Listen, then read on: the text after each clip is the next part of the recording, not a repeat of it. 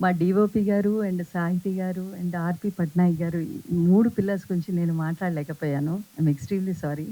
ఆర్‌పి గారితో మేము చాలా సంవత్సరాల అనుబంధంతో పనిచేసిన, మళ్ళీ ఈరోజు ఇందులో పాటలు వింటూ ఉంటే ఎంత చెవులకి ఆనందకరంగా ఉన్నాయి అంటే, ఈ పాటను నేను ఎన్నో సార్లు వినుంటాను. అందుకు ఆర్‌పి గారు ఈ సినిమాకి మీరు ఇచ్చిన మ్యూజిక్ అయితే చాలా అద్భుతం. చాలా సంతోషం. ఎంతో సంతోషం మీతో మళ్ళీ ఇంత లాంగ్ గ్యాప్ తర్వాత ఈ సినిమా పని చేయటం. అలాగే గోపరాజు గారితో నేను చాలా పిక్చర్‌లు వర్క్ చేశాను. ఈ పిక్చర్‌లో గూడా కలిసి పనిచేయడం సంతోషం. డీఓపీ గారితో నేను ఫస్ట్ పిక్చర్ అండి ఇది వర్క్ చేయటం. ఫస్ట్ డే అనుకున్నాను చాలా సీరియస్‌గా ఉన్నారేంటి ఎవ్వరితో మాట్లాడరు అనుకున్నాను. కానీ ఆయన వర్క్ చూసిన తర్వాత ఆయన ఎవరితో మాట్లాడక్కర్లేదు. వర్కే మాట్లాడుతుందని అర్థమైంది.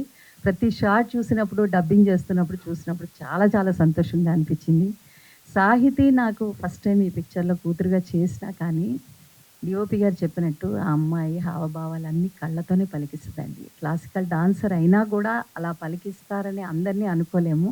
కానీ ఆ అమ్మాయిని మీరు ట్రైలర్‌లోని, సాంగ్‌లోని చూసుంటారు. ప్రతి ఒక్క షాట్ అంత బాగా చేసింది అమ్మాయి.